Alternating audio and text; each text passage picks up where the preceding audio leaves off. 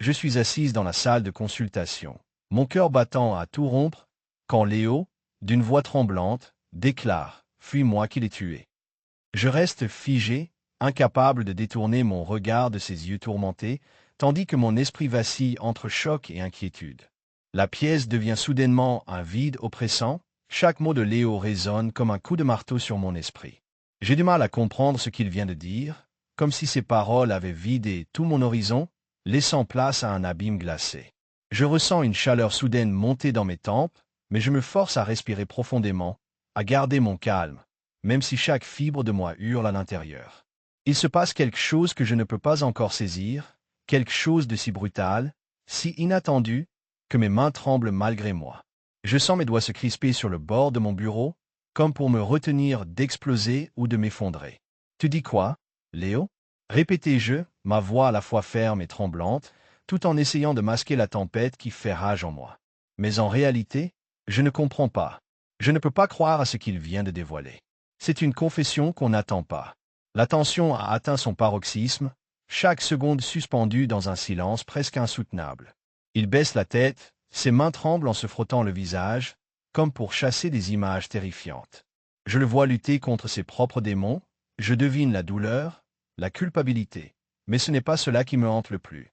C'est la trahison, la chute soudaine dans un abîme que je ne voulais pas connaître. Pourquoi, Léo?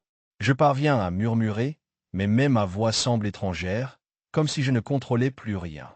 Il relève la tête, ses yeux bruns emplis de tourments, mais aussi de quelque chose de plus sombre, de plus grave. Je ne pouvais plus supporter la douleur. La haine, la colère. Elle ne voulait pas partir, elle refusait de céder, alors j'ai perdu pied. Je l'ai fait, je l'ai poussé trop loin. Je suis désolé. Je reste là, immobile, incapable de réagir. La seule chose que je peux faire, c'est d'écouter. Juste écouter. Parce que c'est ça, au fond, qui me brise le plus. Je suis là, face à une vérité qui m'a transpercé, sans pouvoir rien faire d'autre que d'entendre. J'ai toujours cru connaître Léo, connaître ses failles, ses blessures. Mais cette confession, c'est comme une lame qui transperce mon âme. Je n'ai pas besoin de mots pour sentir que tout ce que je pensais savoir sur lui s'effrite, se désintègre. La réalité est là, brutale, insoutenable, et je suis là, figé comme une statue, à recevoir la plus terrible des vérités. Fuis-moi qui l'ai tué. Et moi, je ne peux que l'écouter. Je lève lentement la main pour saisir ces mots, mais mes doigts tremblent si violemment que je crains de ne pas pouvoir les contrôler. Une chaleur glaciale m'envahit, comme si chaque syllabe qu'il prononce venait enfoncer une épée dans mon cœur. La pièce devient un vide oppressant, chaque silence pesant comme une pierre qui écrase ce que je pensais être ma réalité. Il a dit ces mots d'une voix presque inaudible, mais leur poids résonne encore en moi, comme un glas funeste dans une église abandonnée. Je n'ai pas bougé, j'ai à peine respiré, comme si l'air lui-même refusait de circuler, comme si le sol sous mes pieds s'effondrait peu à peu. Je suis là, figé, à recueillir chaque infime nuance de ce qu'il a dit, comme si mes oreilles craignaient de manquer la moindre vérité. Je sens une douleur sourde monter en moi, une tension qui se crispe dans chaque fibre de mon être. Mon esprit, jusqu'alors si clair, se trouble, se déchire entre la compréhension et le déni. C'est comme si une brèche s'était ouverte dans ma conscience, me laissant face à une évidence insoutenable. Celui que je croyais connaître, celui en qui je plaçais mes espoirs et ma confiance, a commis l'irréparable. La confession plane dans l'air, lourde, oppressante, comme une pluie battante qui ne cesse de s'abattre sur mon âme. Je ferme les yeux un instant, cherchant une encre dans ce chaos. Mon cœur tambourine violemment dans ma poitrine, comme pour repousser cette réalité trop brutale. Je voudrais hurler, crier, mais ma voix est étranglée, captive d'un silence intérieur que rien ne semble pouvoir briser. La mémoire me revient, toute cette lumière, ces moments d'intimité, ces éclats de rire qui aujourd'hui me paraissent si lointains, si falsifiés. Tout cela s'efface devant la vérité cruelle que je viens d'entendre. Je suis envahi par un flot d'émotions contradictoires, la colère, la tristesse, l'incrédulité, mais surtout une profonde trahison. Comment ai-je pu croire à un instant que j'avais encore quelque chose à sauver, alors que tout était déjà brisé, déjà contaminé par cette réalité que je refuse d'accepter? Je me dis qu'il a pleuré, qu'il a supplié, qu'il a avoué, mais tout cela ne fait que renforcer cette impression qu'un gouffre s'est ouvert entre nous, un gouffre qui ne pourra jamais se refermer. C'est une sorte de chute vertigineuse, une descente aux enfers dont je ne vois pas le fond. Je ne peux pas me permettre de crier, de scier, car chaque geste pourrait trahir ce tumulte qui fait rage en moi. Je reste là, immobile, comme pétrifié par la révélation, incapable de formuler une réponse, incapable même de penser clairement. Tout ce que je peux faire, c'est absorber cette confession comme un poison lent, qui s'infiltre dans chaque cellule de mon corps, me laissant à la fois vidé et rempli d'un vide abyssal. Je suis face à cette vérité, que je ne peux ni rejeter ni accepter, et tout en moi hurle pour comprendre, pour digérer ce qui semble impossible. Mon regard se perd dans le vide, cherchant une raison, une explication, un signe de lumière dans cette obscurité. Mais il n'y a que ce silence lourd, cette respiration qui se fait rare, et cette pensée obsédante. Comment continuer après cela? Comment reconquérir une confiance brisée, une innocence perdue? Je sais qu'il attend une réponse, qu'il espère peut-être une rédemption, ou simplement une acceptation. Mais moi, je suis encore à l'aube de cette tempête intérieure, incapable de faire le moindre pas, prisonnière de mes pensées qui tourbillonnent sans fin. Tout ce que je peux faire, c'est rester là, à écouter cette confession qui me ronge, qui me détruit, et à tenter de comprendre ce que cela signifie pour moi, pour nous, pour tout ce que j'avais cru possible. Je suis resté là, immobile, incapable de bouger, comme si le sol sous mes pieds s'était dérobé. La pièce, habituellement paisible, semblait maintenant se réduire à un espace oppressant, chaque mètre carré chargé d'un poids insoutenable. La seule chose que je pouvais percevoir, c'était la voix de Léo, ces mots gravés dans mon esprit comme une cicatrice profonde. C'est moi qui l'ai tué. Ces mots résonnaient dans ma tête sans relâche, chaque syllabe frappant comme un coup de marteau sur la pierre de mon âme.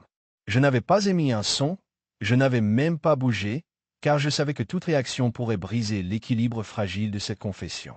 Je voulais crier, je voulais hurler, mais tout ce que j'avais pu faire, c'était recueillir ces mots comme une témoin impuissante. Je me souviens avoir regardé ses yeux, ce regard vide et détaché, comme s'il n'était qu'un spectre de lui-même, hanté par ses propres démons. Je n'ai pas voulu le juger, je n'ai pas voulu le condamner. Non, je voulais simplement comprendre. Mais comment pourrait-on comprendre une telle horreur? La pièce semblait se dilater, chaque murmure devenant un grondement sourd qui montait en moi, prêt à éclater. Je crois que le pire, c'était cette sensation de laisser tomber toute crédibilité, toute confiance que j'avais dans l'homme en face de moi. Tout ce que je savais, c'était qu'un secret aussi lourd ne pouvait pas rester enfoui, qu'il finirait par éclater, comme une bombe à retardement. Et c'était ce que j'avais peur, que cette confession ne soit qu'un début, la première goutte d'une pluie qui ne cesserait jamais. Je n'ai pas pleuré. Je n'ai pas crié. Mon corps tout entier était figé, comme en attente d'un verdict qui ne viendrait peut-être jamais. Pourtant, au fond de moi, une colère sourde grondait, mêlée à une tristesse infinie. La seule chose que je pouvais faire, c'était écouter, recueillir chaque syllabe, chaque souffle, chaque silence chargé d'un lourd passé. Les heures semblaient s'étirer à l'infini, chaque minute comme une éternité. Mon cerveau essayait de faire sens, de relier cette vérité à tout ce que je connaissais, mais tout semblait s'effondrer. La vie que j'avais construite, la confiance que j'avais placée en lui, tout cela semblait s'évaporer dans un brouillard opaque. Je me suis demandé si je pourrais un jour faire face à cela, si je pourrais un jour apaiser cette tempête intérieure. Mais pour l'instant, tout ce que je pouvais faire, c'était rester là, immobile, à recevoir cette confession comme un poison lent qui s'infiltrait dans chaque fibre de mon être. Je savais que rien ne serait plus comme avant, que cette vérité, aussi sombre soit-elle, finirait par définir chaque étape de mon existence à venir. Et maintenant, dans ce silence lourd, les mots de Léo résonnent comme une condamnation silencieuse, et moi, je continue d'écouter, encore et encore, incapable de faire le moindre mouvement, prisonnière de cette révélation qui bouleverse tout en moi. Je suis assise là, dans le calme étouffant de ma chambre, mon journal posé sur mes genoux. La plume tremble légèrement dans ma main, comme si chaque mot que je tente d'écrire contenait encore la déflagration de ce que j'ai entendu. Je tente de donner un sens à cette déclaration, mais chaque phrase qui coule de ma plume semble s'effacer dans un brouillard d'émotions confuses. La peur, la curiosité, la culpabilité, tout se mêle, se bouscule, sans que je puisse vraiment en sortir la moindre conclusion. Je me revois, figé, incapable de bouger, incapable de parler, quand ces mots ont résonné dans la pièce comme une condamnation silencieuse. C'est moi qui l'ai tué. La phrase tourne en boucle dans ma tête, comme une vieille cassette usée, sans fin. Je n'ai pas cherché à interrompre, à demander des détails, à protester. Je n'ai fait que l'écouter, encore et encore, comme si ces mots pouvaient s'effacer s'ils ne recevaient pas mon attention. Mais ils restent gravés, inscrits en moi, me traquant dans chaque pensée, chaque rêve. Je me suis demandé, à cet instant précis, si je devrais hurler, si je devrais pleurer ou même tout détruire pour faire sortir cette vérité de ma gorge. Mais mon corps est resté silencieux, paralysé par cette révélation qui déchire tout ce que j'avais construit. Une partie de moi voulait croire à une erreur, à une incompréhension, à une blague sombre qu'il aurait faite pour me faire peur. Pourtant, son regard, sa voix, la manière dont ses lèvres tremblaient en prononçant ces mots, tout indiquait le contraire. La vérité est là, nue, brutale. Je frôle l'illusion d'une vie normale, mais chaque mot de cette confession la déchire, la fait voler en éclats. J'ai voulu comprendre, mais mon esprit s'est brisé contre cette réalité. La confiance, que j'avais placée en lui, s'évapore comme un brouillard dense au petit matin. La douleur monte, sourde, profonde, oppressante. J'ai envie de crier, mais aucun son ne sort, comme si ma gorge s'était nouée d'un poids insupportable. Ce que je ressens, c'est cette sensation étrange d'être à la fois témoin et victime, comme si je regardais cette scène de l'extérieur tout en étant totalement immergé dans la tourmente. J'ai en moi cette envie de briser tout, de tout crier, mais je reste là, immobile, incapable de faire le moindre mouvement. La culpabilité me serre le cœur, comme une main glaciale qui ne veut pas lâcher prise, et la peur s'insinue, insidieuse, créant un vide abyssal dans mon ventre. Je me demande si ce secret, cette vérité si sombre, deviendra un jour une lumière pour moi ou si elle continuera à me plonger dans les ténèbres. Chaque mot prononcé par Léo semble ouvrir une porte vers un gouffre sans fond, un abîme où je pourrais tomber à tout instant. La seule chose que je peux faire, c'est continuer d'écouter, de recueillir chaque syllabe, chaque souffle, comme si cela allait m'aider à comprendre ou à me préparer à ce qui vient. Je pense à ce que je vais écrire dans mon journal, à ces mots que je vais coucher sur le papier pour tenter de soulager cette tempête intérieure. Mais même ici, chaque phrase devient floue, incertaine, comme si je n'avais plus de contrôle sur mes émotions. Tout ce que je peux faire, c'est laisser la plume glisser, espérant qu'au fil des lignes, la vérité finira par émerger, aussi douloureuse soit-elle. Je ne sais pas si je pourrai un jour faire face à cette confession, si je pourrai me relever après ce choc. Mais ce que je sais, c'est que cette révélation a changé quelque chose en moi, à tout jamais. Elle a laissé une trace indélébile, une cicatrice invisible que je porterai peut-être jusqu'à la fin de mes jours.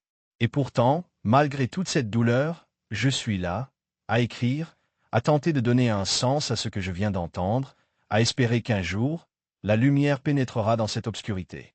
Je me suis approché de Sophie dans la salle de repos, le cœur encore lourd de ce que j'avais entendu, incapable de détacher mon regard de ses yeux qui brillaient d'une inquiétude palpable. Son visage était marqué par une tension que je ne pouvais ignorer, comme si chaque ligne de ses traits portait le poids d'un secret qu'elle ne voulait pas avouer. Je n'ai pas voulu attendre. Je lui ai chuchoté, presque en tremblant, que quelque chose avait changé en moi, mais que je ne comprenais pas encore quoi. Ma voix se brisait, fragile, comme une fragile confession qui pourrait tout faire basculer. Elle a posé une main sur la table, ses doigts tremblaient légèrement. Je pouvais sentir que l'atmosphère se chargeait d'un silence lourd, oppressant, comme si le moindre mot pouvait déclencher une éruption. Je savais que je devais lui dire, mais chaque mot semblait se coincer dans ma gorge, comme un nœud que je n'arrivais pas à défaire. Pourtant, je n'ai pas pu garder le silence plus longtemps. Quelque chose a changé en moi, dis-je doucement, en fixant mes mains qui tremblaient. Je ne peux pas encore le définir, mais c'est comme si une ombre s'était installée, une présence que je ne peux pas chasser. Ma voix se perdait dans l'écho de la pièce, chaque syllabe laissant une trace invisible dans l'air lourd. Sophie a levé un sourcil, ses yeux scrutaient mon visage comme si elle voulait y déchiffrer une vérité cachée. Je suis resté silencieuse un instant, cherchant mes mots, cherchant une explication à cette boule qui me nouait l'estomac. Tout en parlant, je sentais mon corps se raidir, comme si chaque mot que je prononçais creusait une fosse entre moi et la réalité. Je voulais lui dire qu'un secret, si lourd, venait de se déchirer en moi, mais la peur me tenaillait. Peur de ce que je pourrais découvrir ou révéler, peur de perdre ce peu de contrôle qui m'avait semblé m'attacher à la vie jusqu'à présent. Pourtant, je savais que je ne pouvais plus feindre l'ignorance, que cette confession était une étape nécessaire, même si elle semblait insurmontable. Je me suis mis à penser à ce que j'allais écrire dans mon journal cette nuit. Peut-être qu'en le consignant noir sur blanc, je pourrais soulager cette tempête qui déchirait mon cœur. Mais chaque phrase que j'écrivais semblait aussi fragile qu'un fil de soie, prête à se déchirer à la moindre secousse. Je voulais que ces mots m'aident à donner un sens à ce que je venais d'apprendre, à ce que je ressentais, mais ils se perdaient dans le brouillard de mes émotions. Je ne pouvais m'empêcher de craindre le moment où tout cela deviendrait trop lourd à porter. Et pourtant, une partie de moi espérait encore que cette révélation pourrait ouvrir une porte vers la lumière, même si le chemin était semé d'épines. Je voulais croire qu'au bout de cette obscurité, il y aurait une réponse, une vérité qui pourrait, un jour, apaiser cette douleur. La nuit allait venir, et avec elle, l'obscurité de mes pensées. J'étais là, seul face à ce secret qui, à chaque instant, menaçait de m'engloutir. La seule chose que je savais, c'est que je devais continuer à écrire, continuer à chercher cette lumière au fond de moi, même si chaque pas semblait de plus en plus difficile à faire. La vérité, aussi terrible soit-elle, finirait-elle par se révéler, ou devrais-je vivre à jamais avec cette ombre qui pesait sur mon âme? Je me suis réveillé en sursaut, le corps tremblant sous la fraîcheur de la nuit. Mon esprit, encore embrouillé par le rêve, refusait de se calmer, comme si une tempête invisible s'était déchaînée en moi. La scène revenait, inlassable, un souvenir d'enfance, vif et brutal, où je voyais un acte de violence que je n'avais pas voulu voir, mais que mon esprit semblait avoir conservé comme un secret douloureux. Je m'accroche à la peine de mon drap, essayant de retenir cette image qui s'impose à moi, encore plus vivante que la réalité. Je me souviens de la pièce sombre, de la lumière faible qui filtrant à travers la fenêtre, et de la silhouette d'un homme que je connaissais, qui levait la main avec une rage que je ne comprenais pas encore. Mon cœur se serre rien qu'en repensant à cette scène que j'avais enfouie, mais qui, malgré l'éloignement du temps, revient hanter mes nuits. Dans ce rêve, je suis devenue spectatrice et victime en même temps. Je vois mon jeune moi trembler, incapable de crier ou de fuir, figé dans une peur paralysante. Je ressens encore l'odeur du bois humide, la sensation de l'air lourd dans cette pièce confinée. La violence n'est pas seulement dans l'acte, mais dans l'atmosphère étouffante, dans le silence oppressant qui suivait. Tout cela, je le ressens comme si c'était hier, comme si cette blessure invisible était restée ouverte, prête à saigner à chaque fois que je pense à cette période. Le souvenir s'efface et revient en boucle, comme une cassette mal réglée. J'entends encore la voix tremblante de mon père, qui s'excusait peu après, comme s'il voulait effacer ce qu'il venait de commettre, comme si la violence qu'il m'a infligée ce jour-là était une erreur qu'il regrettait. Mais pour moi, cette erreur est devenue une pierre invisible que je porte chaque jour, un fardeau silencieux que je ne peux pas simplement oublier. Je me demande si c'est cela, au fond, qui me hante aussi intensément que la confession de Léo. La même violence, la même impuissance, le même sentiment d'être témoin d'un crime que je ne peux ni comprendre ni arrêter. Est-ce que cette innocence que j'ai perdue si jeune a laissé une plaie si profonde qu'elle ne guérit jamais? Ou est-ce que cette expérience, aussi terrible soit-elle, aurait pu me préparer à affronter une vérité encore plus sombre? Je cherche à comprendre si cette mémoire, si vive, est une malédiction ou une clé. Peut-être que, dans ce souvenir d'enfance, il y a une réponse à tout ce que je ressens aujourd'hui. Peut-être que cette violence, que j'ai longtemps refoulée, est la racine de toute ma douleur, la graine de cette ombre qui plane au-dessus de ma vie. Je me remets à écrire dans mon journal, comme si chaque mot pouvait me rapprocher de cette vérité enfouie, comme si la simple action de coucher ces souvenirs sur le papier pouvait me donner un peu de lumière dans cette obscurité. Mais je sais que ce n'est qu'un début. La vérité, aussi terrible soit-elle, refuse de rester cachée à jamais. Elle surgira, tôt ou tard, comme une tempête qui brise tout sur son passage. Et moi, dans cette lutte silencieuse, je reste là, à attendre, à espérer, que peut-être un jour, je pourrai tourner la page de ces ombres, que je pourrai enfin voir la lumière derrière cette noirceur. Mais pour l'instant, je suis prisonnière de ces souvenirs, de cette nuit qui ne veut pas s'effacer, et je me demande si un jour, je pourrai vraiment m'en libérer. Je ne pouvais détourner le regard, même si chaque mot de Léo résonnait en moi comme un coup de tonnerre. La pièce semblait se réduire, étouffée par le poids de sa confession. Mon esprit tentait de traiter cette révélation, de la rationaliser, alors que mon cœur tambourinait contre ma cage thoracique. Je savais que cette déclaration allait tout changer, mais je ne voulais pas encore saisir toute sa portée. Je me suis levé lentement, mes doigts tremblants effleurant les dossiers empilés sur le bureau. La poussière flottait dans l'air lourd, comme si l'histoire de Léo avait laissé une trace indélébile dans chaque fibre de cette pièce. Mon regard glissait sur les papiers, cherchant quelque chose, n'importe quoi qui pourrait confirmer ou infirmer ces mots. Je soupirais, consciente que chaque seconde qui passait m'éloignait davantage de ma foi inébranlable en la vérité. Je savais que je devais faire preuve de prudence.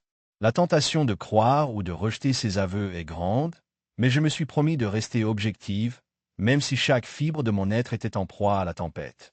J'ai commencé à fouiller dans les dossiers, mes gestes précis, presque mécaniques, tout en gardant un œil vigilant sur Léo, comme s'il pouvait surgir à tout moment pour m'arrêter ou me révéler une autre facette de l'histoire. Mon intuition me disait que ce n'était que le début de quelque chose de bien plus sombre. Les documents que je trouvais semblaient anodins à première vue, mais en y regardant de plus près, je distinguais des incohérences. Des dates qui ne correspondaient pas, des signatures qui semblaient falsifiées, des petits détails que seul un œil exercé pouvait percevoir. Mon esprit s'échauffait, chaque pièce devenant une pièce du puzzle que je devais assembler.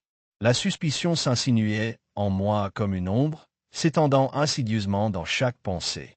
Je me suis arrêté un instant, respirant profondément pour calmer cette montée de tension.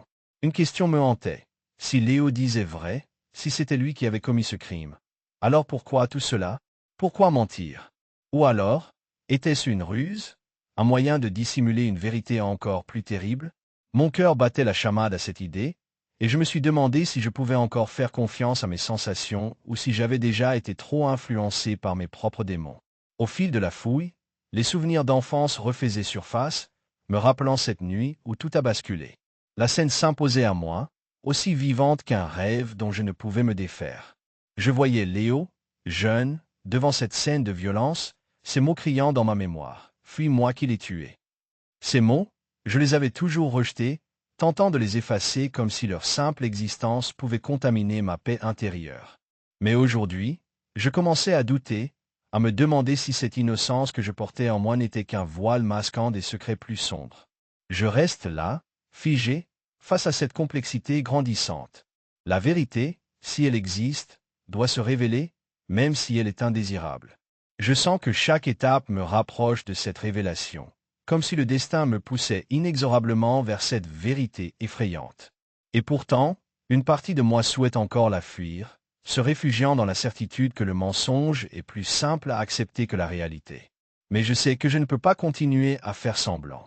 Je dois affronter ce que je redoute le plus. Alors, je poursuis ma recherche avec une détermination renouvelée, consciente que chaque indice, chaque détail, pourrait être la clé de tout ce que je refuse d'admettre jusque-là. La ligne entre le vrai et le faux s'efface peu à peu, et je sens que je suis à l'aube de découvrir quelque chose que je ne pouvais même pas imaginer.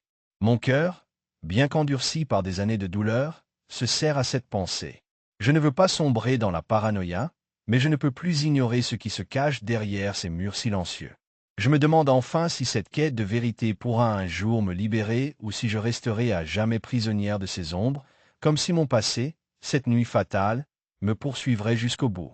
Je continue, parce que je sais que, quelque part, au bout de ce chemin obscur, il y a peut-être la lumière que je cherche désespérément. Ou la fin, inévitable, de tout ce que je crois connaître. Je suis resté là, immobile, à écouter cette voix qui semblait flotter dans l'air comme une brise glaciale. Elle répéta, encore et encore, cette phrase obsédante, « Fus que Maté est là ». Chaque mot résonnait comme un coup de tonnerre dans mon esprit, déclenchant une cascade d'émotions que j'avais longtemps refoulées. Tout mon corps semblait vibrer sous l'effet de cette révélation inaudible mais lourde de sens. Je ne comprenais pas comment cette voix pouvait s'immiscer dans la solitude de ma nuit, comme si elle était un fragment de moi-même que j'avais voulu ignorer à tout prix. Mon cœur battait à tout rompre, et pourtant je ne bougeais pas, figé par la peur, par la curiosité, par l'incertitude. Comment pouvait-elle se répéter, sans cesse, comme une incantation, une confession que je ne voulais pas entendre? Était-ce une hallucination où la vérité nue, prête à me déchirer en morceaux? Je fixais le mur devant moi, essayant de contrôler cette tempête intérieure qui m'envahissait. La pièce semblait se rétrécir, chaque objet autour de moi prenant une importance nouvelle, comme si mon environnement tout entier voulait me dire quelque chose de profond. J'avais envie de crier, de m'échapper, mais je savais que ce qui se passait n'était pas une simple hallucination. C'était une révélation, un appel que je ne pouvais plus ni ignorer ni repousser. Je me suis rappelé des nuits où je m'étais battu pour garder le silence. Des nuits où, peut-être, j'avais déjà entendu cette voix sans pouvoir la nommer. Et maintenant, elle était là, concrète, tangible, comme si elle voulait me convaincre de quelque chose. Pourquoi cette phrase? Pourquoi maintenant? La réponse ne venait pas, mais mon intuition me disait qu'elle était proche, à portée de main. Je me suis levé lentement, mon corps tout entier en alerte, et j'ai commencé à marcher dans la pièce, cherchant un indice, un signe, quelque chose qui pourrait m'aider à comprendre. La voix semblait s'insinuer dans chaque recoin, comme un murmure insaisissable, mais puissant. Je me suis approché de la fenêtre, regardant le silence de la nuit, essayant de déceler un signe, un mouvement, une trace de ce que cette déclaration voulait vraiment dire pour moi. Mon esprit s'embrouillait, oscillant entre la folie et la vérité. Chaque seconde qui passait renforçait cette impression que cette voix n'était pas qu'un produit de mon imagination. Elle portait en elle une vérité que je devais découvrir, coûte que coûte. La question qui me hantait était, étais-je prêt à affronter cette réalité, même si elle brisait tout ce que je croyais connaître? Je savais une chose, cette nuit, je n'avais pas le choix. La voix, cette phrase, cette confession, tout cela m'ouvrait la porte vers un secret enfoui, quelque chose que je ne voulais pas admettre. Mais je devais le faire, parce que, au fond de moi, je sentais que cette révélation allait changer ma vie à jamais. Et dans cette obscurité, je pris une profonde inspiration, prête à affronter ce qui allait arriver, même si cela m'effrayait. Je me suis assis sur le fauteuil, les mains tremblantes, et j'ai décidé d'écouter, encore et encore, cette voix qui semblait venir de l'au-delà.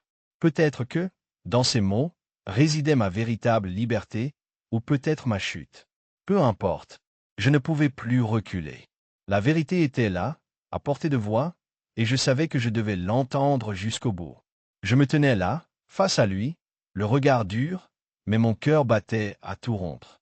La pièce était plongée dans un silence pesant, chaque respiration semblait résonner comme un coup de marteau dans mon esprit.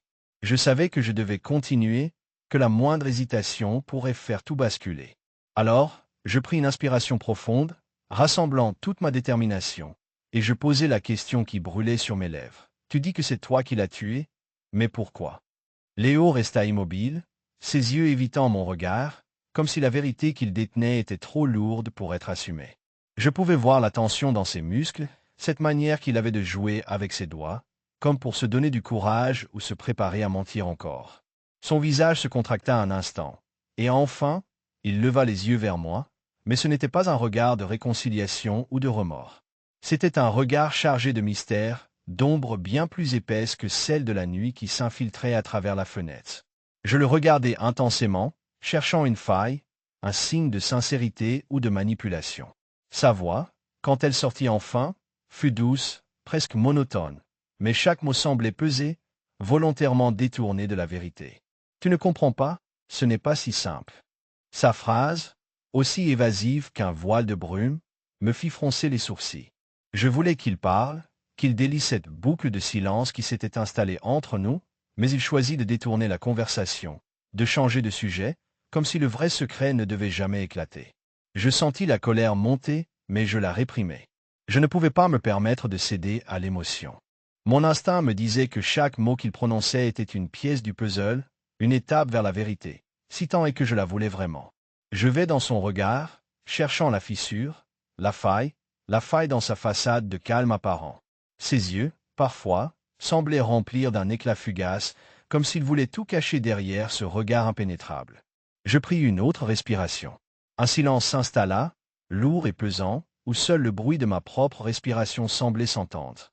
Je savais que je ne pouvais pas partir maintenant, pas tant que cette énigme n'était pas complètement dévoilée. Alors, je me suis redressé, droite, ferme, et j'ai décidé de jouer encore une fois, de pousser plus loin cette barrière de mystère.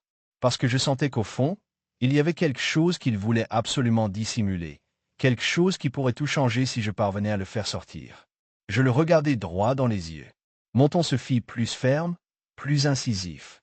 Léo, je suis prêt à entendre toute la vérité. Tu peux me mentir, tu peux détourner la question, mais je sais qu'au fond de toi, tu sais que je suis là pour connaître la réalité. Alors, Dis-moi, qu'est-ce qui t'a poussé à faire ça? Il hésita.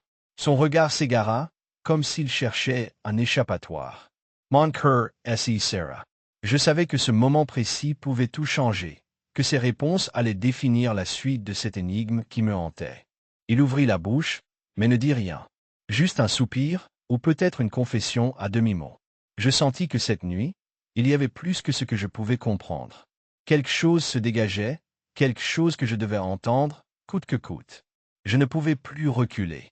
La tension dans l'air était à son comble. La vérité, ou ce qu'il voulait bien laisser apparaître, était là, à portée de mots. Et alors que je me préparais à recevoir sa déclaration, j'avais conscience que, quoi qu'il dise, ma vie ne serait plus jamais la même. Parce que cette nuit-là, tout allait basculer, et je devais être prête à affronter ce que je découvrirais, même si cela me brisait. Le silence s'étendait entre nous comme une épaisse nappe de brume. Et pourtant, je pouvais ressentir cette vague d'émotion qui montait en lui, incontrôlable, incontrôlable.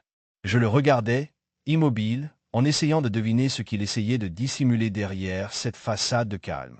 Ce n'était pas simplement la tension d'un secret, c'était quelque chose de plus profond, de plus brûlant, qui semblait vouloir exploser à tout moment. Je sentis mon ventre se nouer, comme si une part de moi pressentait l'inévitable, comme si cette révélation allait changer la nature même de notre relation. Sa respiration était lourde, ses mains tremblaient à peine, mais son regard trahissait une lutte intérieure, une bataille qu'il menait seul. Je voulais lui demander, le sommet, mais je savais que chaque mot, chaque question supplémentaire, risquait de le faire succomber à l'aveu qu'il semblait si désespérément vouloir garder pour lui. Et puis, dans ce silence pesant, ces mots sont sortis, comme une lueur d'effroi dans la nuit noire. C'est moi qui l'ai tué. Ces mots, aussi simples qu'un coup de poignard, ont traversé la vide de la pièce avec une intensité brute. Je suis resté figé, incapable de réagir tout de suite, comme si un voile opaque s'était soudainement abattu sur mon esprit. Je me suis surprise à ne pas bouger, à laisser cette déclaration s'imprégner dans chaque fibre de mon être. La première réaction, je le confesse, a été une sorte d'engourdissement, une stupeur paralysante. Comment pouvais-je entendre cela? Qu'est-ce que cela signifiait pour tout ce que je pensais connaître de lui, pour tout ce que j'avais imaginé jusqu'à maintenant? Mais au fond de moi, une tempête grondait, une rage contenue, un déchirement intérieur, comme si chaque mot de cette confession venait raviver une douleur ancienne, une blessure enfouie, que je ne voulais pas encore reconnaître. La culpabilité, je le sentais, se déployait en lui, comme une ombre pesante qui le consumait peu à peu. Je ne pouvais pas simplement l'écouter comme si de rien n'était. La pièce semblait se rétrécir, comme si les murs eux-mêmes s'étaient resserrés pour nous enfermer dans ce moment de vérité brutale. Je voulais comprendre, mais toute ma rationalité semblait s'effriter face à cette révélation. Qui était-il vraiment? Qu'avait-il fait? Et pourquoi? Je voulais poser des questions, mais chaque mot semblait insupportable, comme si la vérité qu'il venait de lâcher avait déjà tout dit, avait déjà tout brisé. Je sentais cette tempête en moi, croître, prête à tout emporter sur son passage. Ce n'était pas seulement une confession, c'était un cri d'agonie, un appel silencieux à la compréhension ou peut-être à la punition. Je réalisais que rien ne serait plus comme avant, que cette nuit marquerait un tournant irréversible. La culpabilité l'enveloppait, comme une seconde peau, et une inquiétude profonde s'immisçait dans chaque cellule de mon corps. Je voulais lui répondre, lui dire que je comprenais, que je ne le rejetterais pas, mais mes mots restaient bloqués dans ma gorge, asphyxiés par l'émotion. J'étais frappé, comme si une lueur d'espoir venait de s'éteindre, comme si un secret aussi lourd que la nuit elle-même s'était enfin dévoilé. Et dans cette obscurité, je compris que ma tâche ne serait plus jamais la même, que cette révélation allait hanter mes pensées, que cette confession allait changer la façon dont je le percevais, dont je percevais tout. Je savais que je devais faire face à cette vérité, aussi douloureuse soit-elle, parce qu'au fond, je savais qu'il fallait accepter la réalité, même si elle risquait de tout détruire. Je suis resté là, figé, incapable de détourner le regard de l'objet que je venais de découvrir. Mon cœur tambourinait violemment dans ma poitrine, et une sensation glaciale me parcourait, comme si je venais d'ouvrir une porte sur l'abîme. La pièce était silencieuse, mais chaque fibre de mon corps semblait vibrer au rythme de ce secret que je venais d'entrevoir.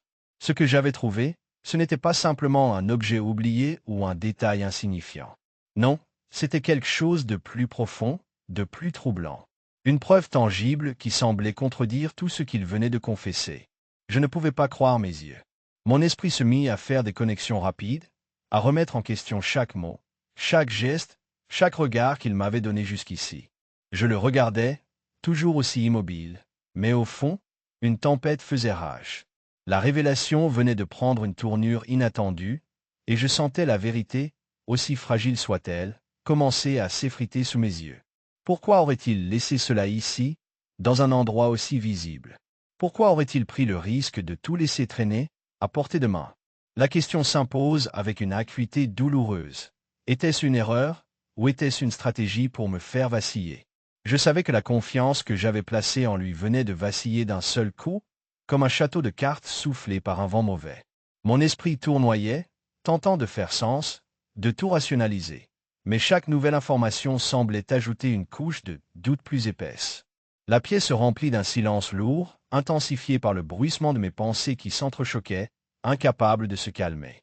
Dans cette confusion, la silhouette de ces mots se dessinait toujours dans mon esprit. Fuis-moi qui l'ai tué.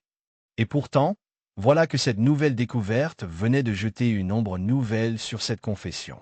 Peut-être n'était pas tout aussi claire, pas aussi définitive.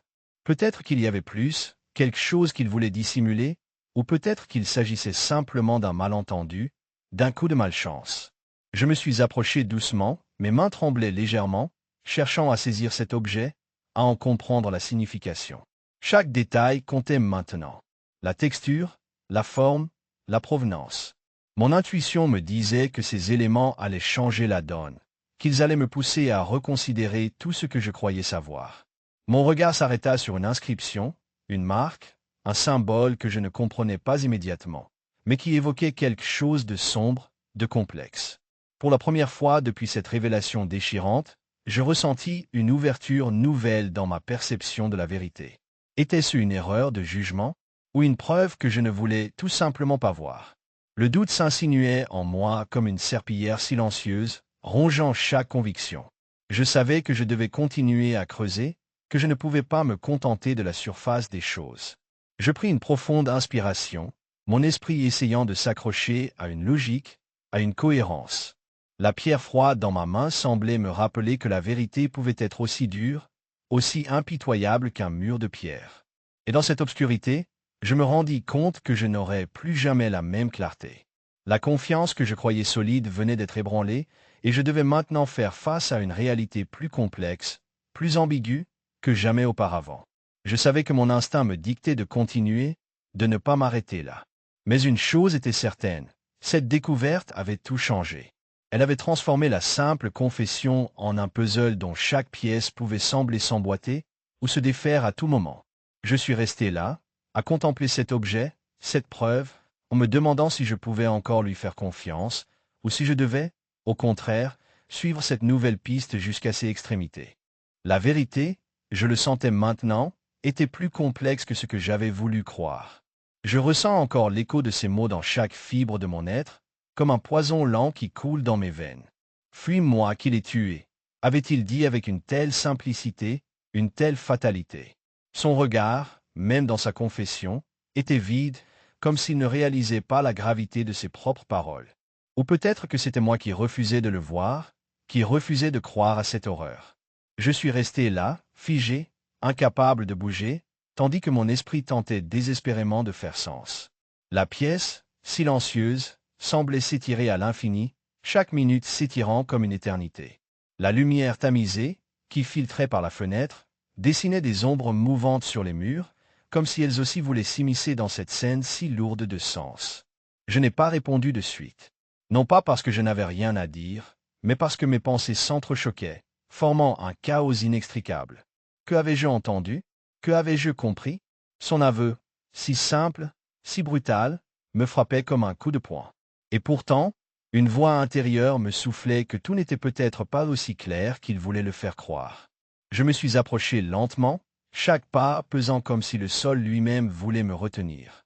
Mon regard s'est posé sur lui, cherchant une vérité au-delà de ses mots, au-delà de ses yeux.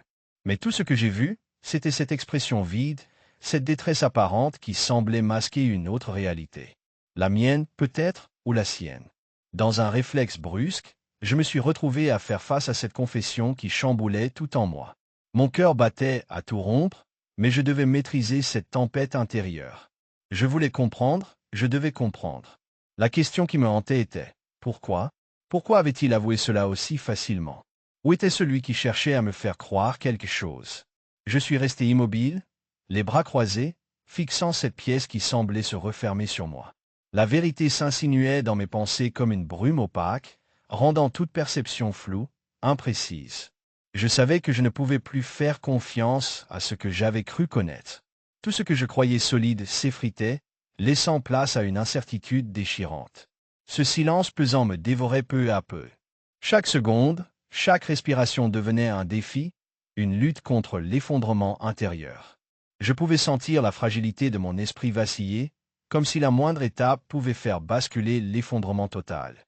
Je voulais crier, hurler, mais aucun mot ne venait.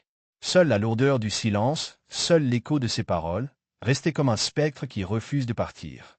Et dans cette obscurité, je projetais tout ce que je savais, tout ce que je ne voulais pas voir, tout ce que je craignais de découvrir. La confusion grandissait, elle s'étendait comme une tache noircie sur ma conscience. La vérité était là, palpable, mais inatteignable, comme un mirage au milieu d'un désert aride. Je comprenais alors que ce secret, cette confession, n'était que la surface d'un abîme bien plus profond, bien plus tordu que ce que je pouvais imaginer. Je savais que je devais continuer à chercher, à déchiffrer chaque indice, même si cela signifiait plonger plus profondément dans cette nuit obscure. La confiance que j'avais autrefois n'était plus qu'un souvenir fragile, érodé par cette révélation. La seule chose que je ressentais franchement, c'était cette envie irrépressible de comprendre la vérité, même si cela devait me détruire. Le temps semblait suspendu, chaque minute pesant lourdement sur mes épaules. Je me suis perdu dans mes pensées, oscillant entre la peur, la colère, la culpabilité et une étrange forme de curiosité morbide. Je savais, au fond de moi, que cette histoire ne finirait pas là, qu'il y aurait encore des révélations, des silences à briser, des vérités à affronter. Et tandis que l'ombre de ces mots s'étendait, enveloppant tout mon univers, je me suis promis intérieurement que je ne reculerais pas, que je continuerais à creuser, à éclaircir ce mystère, coûte que coûte. Même si chaque pas semblait me rapprocher d'un abîme sans fond, je devais aller jusqu'au bout. La vérité, aussi sombre soit-elle, devait sortir.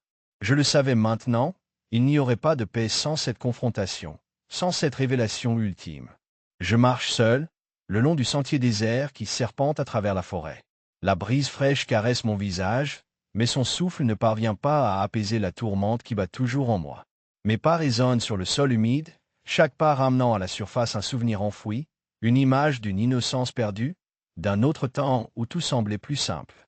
Pourtant, cette promenade n'est pas une échappatoire, elle est une confrontation avec moi-même, avec cette culpabilité qui s'accroche à mon âme comme une ombre tenace. J'essaie de reconstituer ce qui m'a conduit à cet instant précis, au moment où j'ai revu cette scène de ma jeunesse. Je ferme les yeux un instant, et soudain, tout revient. Le bruissement des feuilles, le silence pesant de l'après-midi, et cette silhouette dans l'ombre, si semblable à celle de cet homme dont il a avoué la faute. La première fois que j'ai été témoin d'un acte aussi terrible, j'avais à peine 14 ans, et ce jour-là, je n'ai rien pu faire. Je suis resté figé, paralysé par l'impuissance, incapable d'intervenir ou même de comprendre ce qui se passait réellement. La sensation d'un frisson glacé me parcourt encore le dos en y repensant. Je repense à cet épisode comme si c'était hier, chaque détail me frappant comme une claque. La peur dans ses yeux, le murmure tremblant de ses mots, comme une confession qu'il aurait voulu vomir mais qui restait coincée, bloquée dans sa gorge. Je me souviens aussi de mon propre sentiment d'échec, cette sensation d'être inaudible, invisible face à la brutalité du monde. À l'époque, je croyais que je n'étais qu'un spectateur impuissant, incapable de changer la scène, incapable de sauver cette vie qu'il a brisée. Et aujourd'hui, ce souvenir me hante de plus en plus, comme une ombre que je ne peux chasser. Ce que je ressens maintenant, c'est une lourde responsabilité, une conviction que ce que j'ai vu, ce que j'ai vécu, n'était pas qu'un simple incident isolé. Non, cela s'inscrit dans une histoire plus vaste, plus sombre, que je ne peux que commencer à comprendre. La peur de l'injustice, la colère contre l'oubli, contre cette société qui ferme souvent les yeux, tout cela s'entrelace en moi avec une force grandissante. Je suis envahi par ce sentiment d'impuissance renouvelé, cette impression que, malgré tout, je dois agir. Mais comment? Devrais-je révéler cette vérité enfouie, ou la garder au plus profond, comme un secret qui me ronge de l'intérieur? Ma promenade m'amène jusqu'au bord d'un petit ruisseau, où l'eau claire reflète mon visage tourmenté. Je vois dans mes yeux cette jeunesse effacée, cette innocence que j'ai tenté de protéger, mais qui n'a fait que s'effriter sous le poids des événements. Mon cœur se serre en pensant à tout ce que j'aurais pu faire différemment, à chaque instant où j'ai laissé passer ma chance. La culpabilité est comme une pierre au fond de ma poitrine, et je me surprends à me demander si, un jour, je pourrais me libérer de cette charge, si je pourrais enfin faire face à cette vérité qui me consume. Je sens une larme couler sur ma joue, mais je ne la retiens pas. Elle est le reflet de cette douleur silencieuse, de cette responsabilité que je porte depuis si longtemps sans même en avoir pleinement conscience. Et plus je marche, plus je réalise que cette étape de ma vie n'est qu'un prélude à une vérité plus profonde, plus dérangeante encore, que je dois accepter. La mémoire de cet acte, de cette victime, et de cette confession qui me hante, tout cela s'entrelace dans une toile complexe, dont je ne peux encore voir la fin. Pourtant, je sais que je ne peux plus faire marche arrière. La seule voie qui me reste, c'est d'affronter cette obscurité, de mettre en lumière ce qui a été enfoui. Parce que, quelque part, je sais que c'est la seule manière de retrouver la paix. En acceptant enfin ce que j'ai vu, ce que j'ai vécu, ce que j'ai été témoin. Je suis assise là, immobile, face à cette confession qui pèse lourd, comme une pierre suspendue à mon cou. Ces mots, « fuis-moi qui l'ai tué », résonnent encore dans mon esprit, s'enfonçant profondément dans mon être. J'ai l'impression que chaque syllabe s'imprime dans ma chair, comme si elle gravissait lentement mon âme, creusant un vide que je ne peux plus ignorer. La pièce reste silencieuse, mais tout en moi hurle, s'oppose à cette vérité qu'il vient de dévoiler. Je sens mon cœur battre plus fort, comme s'il voulait s'échapper de ma poitrine pour fuir cette réalité insupportable. La première réaction, instinctive, aurait été de nier, de détourner la conversation, de faire semblant de ne pas avoir compris. Mais ce qui me frappe, c'est la sincérité dans ses yeux, cette sincérité désespérée qui me laisse sans voix. Je suis là, face à cette confession qui semble impliquer toute ma perception du monde, tout ce que je pensais connaître. Je me rappelle de cette nuit, de ces silences lourds qui ont précédé cette révélation. Chaque détail, chaque mot, ressurgit avec une précision douloureuse. Et pourtant, je refuse d'y croire, ou du moins, je refuse de laisser cette vérité m'envahir si facilement. Mon esprit lutte contre cette prise de conscience, cherchant à trouver une échappatoire dans la logique ou dans le doute. Peut-être suis-je en train de devenir folle, peut-être que cette réalité n'est qu'une illusion créée par mes propres peurs. Mais, en même temps, je sais que je ne peux plus reculer. La question qui me hante maintenant, c'est celle de ma perception, de ma capacité à distinguer la réalité de l'illusion. Est-ce que je suis sûr de ce que je vois, de ce que je ressens, ou suis-je en train de sombrer dans une spirale d'incertitude qui pourrait tout détruire? Mon esprit s'accroche à cette idée, comme à une bouée de sauvetage. Si je peux remettre en question ce que je crois savoir, peut-être pourrais-je encore sauver quelque chose de tout ça. Je ferme les yeux un instant, cherchant à retrouver un peu de clarté, à distinguer la vérité derrière cette mer de doute. Mais le chaos intérieur ne fait que grandir, menaçant de m'engloutir. Je sens la tempête qui fait rage en moi, une lutte entre la certitude et l'angoisse, entre la foi en ma perception et le spectre d'une hallucination. Tout devient flou, et pourtant, je sais que je dois faire face, que je ne peux plus fuir cette confrontation. Ce moment précis devient son propre labyrinthe, chaque pensée s'entrelace avec une autre, formant un enchevêtrement d'émotions et de questions sans réponse. La voix de l'autre résonne encore dans ma tête, mais c'est moi qui dois décider si je vais croire ou si je vais remettre en question cette confession. La vulnérabilité me gagne, mais une part de moi sait qu'il faut avancer, même dans cette obscurité. J'ai l'impression que mon esprit vacille entre deux mondes, celui de la réalité concrète et celui de l'illusion. La frontière devient mince, presque invisible, et je suis à la croisée des chemins. Peut-être que la seule façon de sortir de ce cauchemar intérieur, c'est de faire face à cette vérité, aussi difficile qu'elle soit. Parce que, finalement, je ressens au fond de moi une certitude. La confiance en ma perception est fragile, mais c'est cette fragilité qui pourrait me permettre de trouver une nouvelle voie, une voie de rédemption ou de perdition. Je ne le sais pas encore. Ce que je ressens maintenant, c'est cette tension insoutenable, cette question sans fin qui tourne en boucle dans mon esprit. Suis-je en train de sombrer, ou suis-je enfin en train de voir la lumière dans cette obscurité? La réponse, je la cherche, je la veux, même si chaque pas vers elle me pousse davantage dans l'inconnu. Car, au fond, je sais que seul le courage de regarder cette vérité en face pourra me libérer ou me détruire complètement. Je suis là, tremblante comme une feuille abandonnée au vent, incapable de détourner mon regard de Sophie. Son visage, habituellement si rassurant, est maintenant marqué par une détresse que je ne peux pas ignorer. Mon cœur tambourine, non pas par peur, mais par cette tension silencieuse qui pèse sur mes épaules. Je sens qu'il faut que je dise quelque chose, que je dévoile cette vérité qui me ronge depuis si longtemps, mais chaque mot semble rester bloqué dans ma gorge, comme un fardeau trop lourd à porter. Je prends une profonde inspiration, essayant de rassembler mes pensées, mais tout ce que je ressens, c'est une cacophonie de doute et d'angoisse. La paranoïa a tissé sa toile autour de moi, m'enfermant dans une prison mentale où chaque doute devient une pierre supplémentaire à mon fardeau. La seule chose que je sais avec certitude, c'est que je ne peux plus faire semblant, que tout doit sortir, même si cela signifie détruire ce qui reste de notre fragile confiance. Je regarde Sophie, ses yeux cherchent une réponse, une explication, une échappatoire à cette réalité déchirante. Je pense à cette confession, à cette phrase qui a brisé le silence comme un coup de tonnerre. C'est moi qui l'ai tué. Je me souviens de la manière dont ses mains ont tremblé, de la sueur sur son front, de cette lueur d'angoisse dans ses yeux. Et pourtant, je suis restée silencieuse, figée, incapable de répondre. Parce que, au fond, je ne savais pas si je devais la croire, si tout cela était vrai ou si c'était une hallucination de mon esprit tourmenté. Je fais un pas vers elle, chaque mouvement lourd d'un poids que je ne peux pas encore nommer. Mes pensées s'embrouillent, un vortex de souvenirs brouillés, de visions contradictoires. La vérité semble si fragile, si insaisissable. J'ai cette sensation que tout ce que je crois savoir pourrait être un mirage, une illusion créée par ma propre folie. Et si tout n'était qu'un jeu de projection, une mise en scène tordue de ma paranoïa, mon souffle devient court, chaque respiration semblant m'éloigner un peu plus de la stabilité. Je veux crier, hurler, mais aucun son ne sort. La peur me serre la gorge, me fait douter même de ma propre perception. Ai-je été manipulé par mes peurs, ou cette confession est-elle réellement le début d'un cauchemar dont je ne pourrai jamais me réveiller? Je cherche une réponse, un signe, une certitude, mais tout ce que je reçois, c'est cette sensation d'être au bord du précipice, sur le point de tomber dans un abîme sans fond. Je me rends compte alors que je dois faire un choix.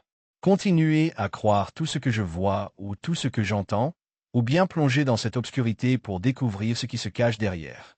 La tentation d'ignorer cette vérité, de faire semblant que tout va bien, est forte. Mais je sens qu'au fond de moi, il y a une voix qui me supplie de faire face, de briser le miroir de mes illusions et d'affronter cette réalité, même si elle me dévore. Je décide de parler, de tout révéler, même si chaque mot me coûte une partie de moi-même. La lucidité s'installe, fragile mais précieuse, alors que je me prépare à tout lâcher, à tout confesser. Parce que je sais que, dans cette confession, se trouve peut-être ma seule chance de sortir de cette spirale infernale, au contraire, la clé de ma propre destruction. Chaque syllabe que je prononce, chaque détail que je dévoile, me rapproche un peu plus de l'inconnu. Mais je suis prête à affronter ce qui m'attend, même si cela me détruit. Et dans ce silence lourd, alors que je continue à parler, je sens la vérité prendre forme, aussi douloureuse soit-elle. Mon cœur bat la chamade, mais je ne peux plus reculer. La vérité est là, nue et brutale, prête à tout bouleverser. Je sais que, désormais, ma vie ne sera plus jamais la même, mais je suis prête à faire face, à affronter cette tempête intérieure, même si je ne sais pas si je vais en sortir indemne. Après cette confession qui a laissé le silence pesant comme une chape de plomb, je suis restée assise, figée dans une immobilité presque surnaturelle. La pièce semblait se contracter autour de moi, chaque ombre prenant vie, chaque souffle devenant un écho lointain de ce que je venais d'entendre. Je savais que ma vie venait de basculer, mais je ne pouvais encore saisir l'étendue de cette chute. Tout ce que je ressentais mêlait la peur, la confusion et une étrange sensation de libération, comme si, jusqu'à cet instant, j'avais porté un fardeau invisible et que ce fardeau venait enfin d'être levé. Je suis resté là, incapable de bouger, laissant mon esprit déambuler dans cette nuit sans fin. La voix de celui qui a parlé résonnait encore en moi, chaque mot gravé comme une cicatrice, une vérité crue, nue, sans filtre. C'est moi qui l'ai tué. Sa déclaration résonnait comme une sentence qui, soudain, semblait justifier ou condamner, selon la façon dont je décidais de l'interpréter. Je n'avais pas besoin qu'il répète, son aveu était gravé en moi, il s'était inscrit dans chaque fibre de mon être. Tout ce que je pouvais faire, c'était écouter, absorber, et laisser cette vérité, aussi douloureuse soit-elle, pénétrer jusqu'à l'os. Je me suis demandé si je devais parler, si je devais briser ce silence qui étouffait tout, ou si je devais simplement continuer à écouter, à accumuler ces fragments de réalité. Mon cœur battait si fort qu'il semblait vouloir sortir de ma poitrine. Mais paradoxalement, je ressentais une étrange légèreté, comme si une partie de moi avait été libérée de ses chaînes. La confession de l'autre ouvrait une porte que je ne voulais pas franchir, mais je savais qu'elle était là, bien présente, prête à m'engloutir ou à m'élever. Je n'ai pas eu besoin de réfléchir longtemps. La vérité, aussi dévastatrice qu'elle fût, avait planté ses racines en moi, et je ne pouvais plus faire semblant. Il fallait que je fasse face à cette obscurité, que je l'accueille, que je l'intègre. Je me suis levé, lentement, comme si chaque mouvement devait être mu par une détermination nouvelle.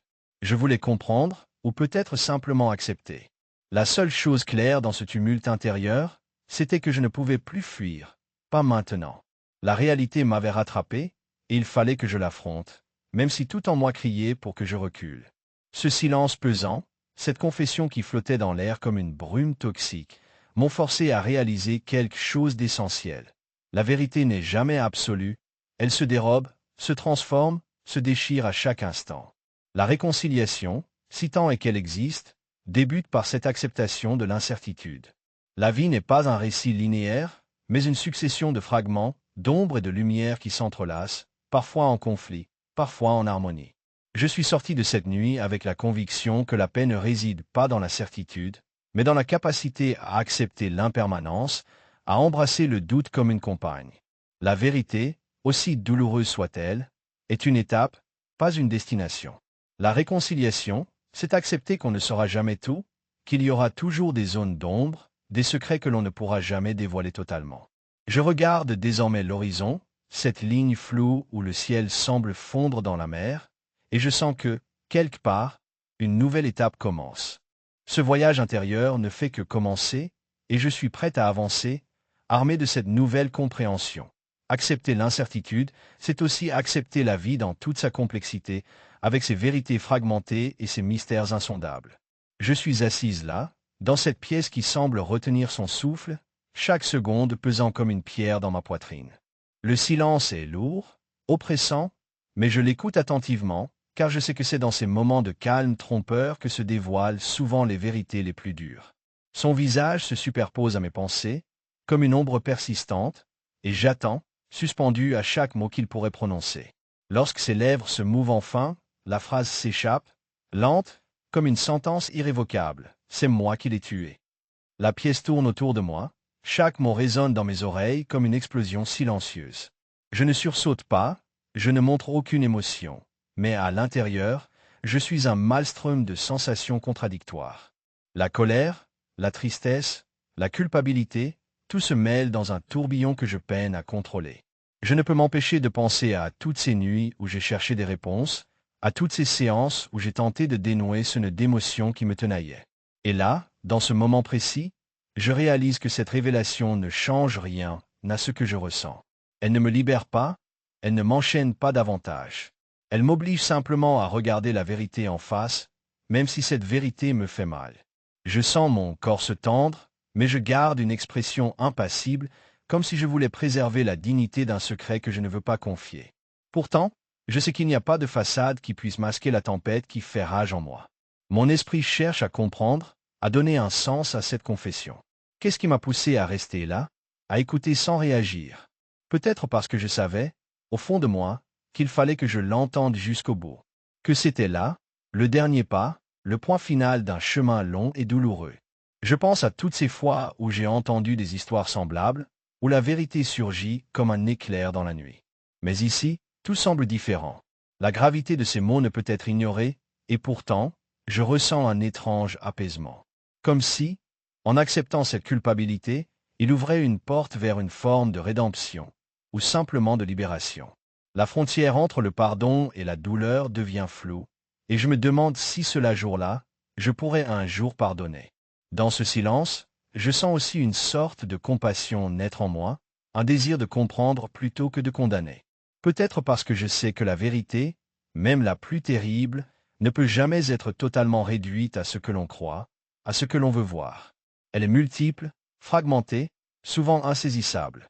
Comme la lumière dans un prisme, elle se décompose en 1000 couleurs, chacune révélant une facette différente de notre humanité.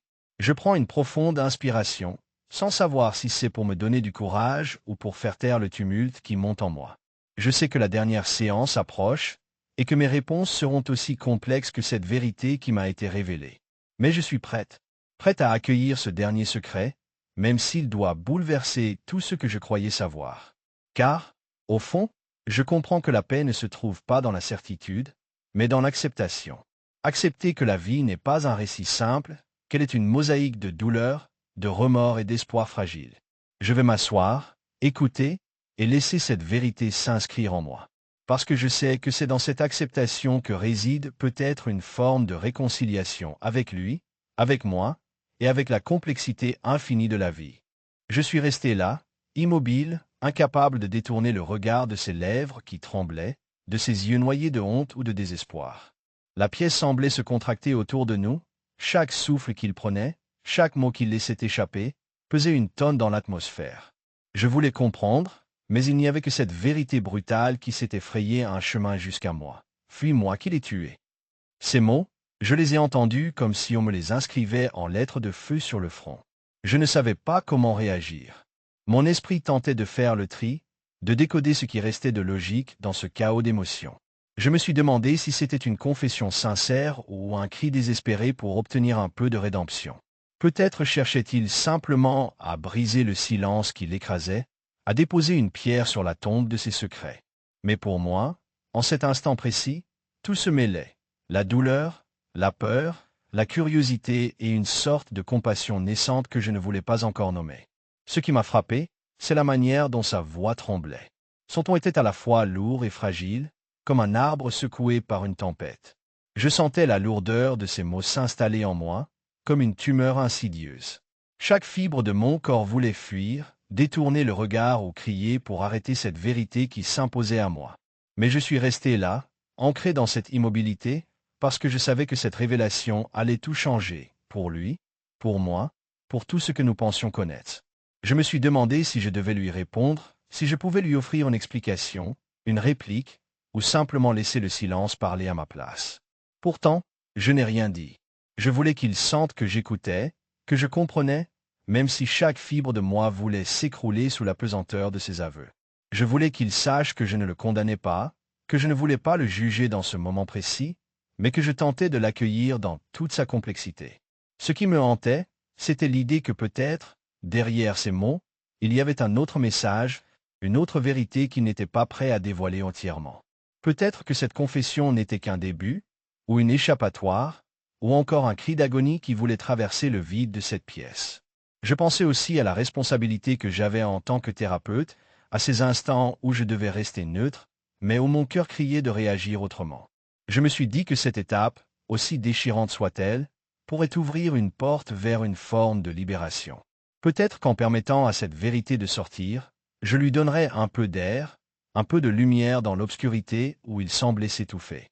Mais en même temps, j'avais peur. Peur que cette révélation ne soit qu'un point final à une longue histoire de douleur, ou pire, qu'elle ne déclenche une violence encore plus grande que tout ce que j'avais imaginé. J'ai pensé à cette idée que la vérité, si troublante soit-elle, possède une puissance insoupçonnée. Elle peut nous détruire, mais aussi nous libérer. Parfois, il faut accepter de porter le poids de ses secrets, même si cela revient à marcher sur une corde raide, sans filet. Je savais que le moment où je sortirais de cette pièce serait décisif, que tout ce que j'avais appris ce jour-là allait résonner en moi bien après. Je devais me préparer à accueillir cette nouvelle réalité, aussi difficile soit-elle. Et dans ce silence qui s'était installé, je ressentais une forme de paix fragile, comme une promesse que, malgré la tempête, il y a peut-être une lueur d'espoir.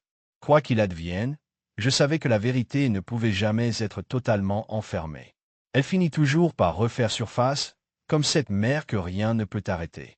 Alors j'ai pris une profonde respiration, prête à affronter la suite, à faire face à ce que cette confession allait révéler, en espérant que, quelque part, cette douleur pourrait devenir une étape vers la réconciliation, avec lui et avec moi-même.